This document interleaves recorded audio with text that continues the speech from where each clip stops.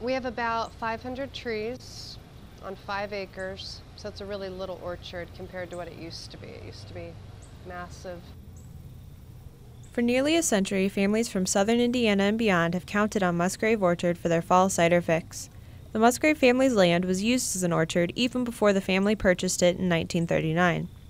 In 2004, Amy and Andy Hamilton bought it, but not before apprenticing under Bob Musgrave for a season. We're a family-run business. I've got 2 little ones and a dad that works and presses cider, so we're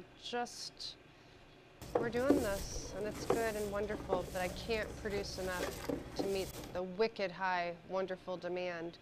The cider sold at Musgrave Orchard is made from all local apples using a cider press in a barn behind the store. Many of the apples used are grown on the orchard's land.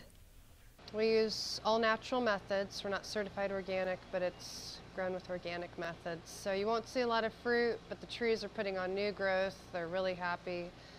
We're producing gorgeous, ugly, deliciously healthy apples. And so mine are kind of little and bumpy, lumpy, and spotted and not the prettiest, but good fruit. And so that goes right into our cider that we make. And the bees help with our pollination, and we just kind of work together. So it's a good thing. Making cider is a physically demanding endeavor. The Hamiltons usually press once a week, but the process can last up to 22 hours.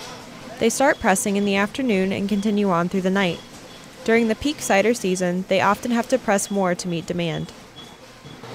So basically, when we look at these big wooden bins, those are 20 bushel bins. They weigh about 700 pounds. Tonight we've pressed 6 of these big bins. Each bin's going to give me about 60 gallons of cider. We sort the apples on this tray, pulling out the bad ones, the mushy ones, whatnot. Pushing the good ones through so that they can get rinsed off and sprayed.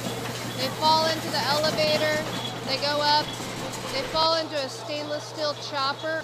So once the apples get basically chopped up in the hopper, they fall through that chute, and we fill these big nylon cloths, which are basically big pantyhose, just nylon. We fill each one of those up with all that apple mush. We wrap 10 of them high. So we got 10 big pouches of apple mush.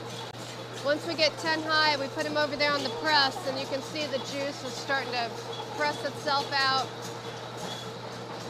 That's the juice that you drink. The Hamiltons sell their cider in their store, but they also supply cider for community events like the Hilly 100 and at other groceries like Bloomington Foods. Patrons like Philip and Ruth Cooper of Bloomington stop by from time to time, not only for the cider, but also to support the all-local business. It's homegrown kind of product. It supports local economy, but mostly it's just really yummy. Fresh-made caramel apples are another favorite for many patrons. As for the future, the Hamiltons plan to stay.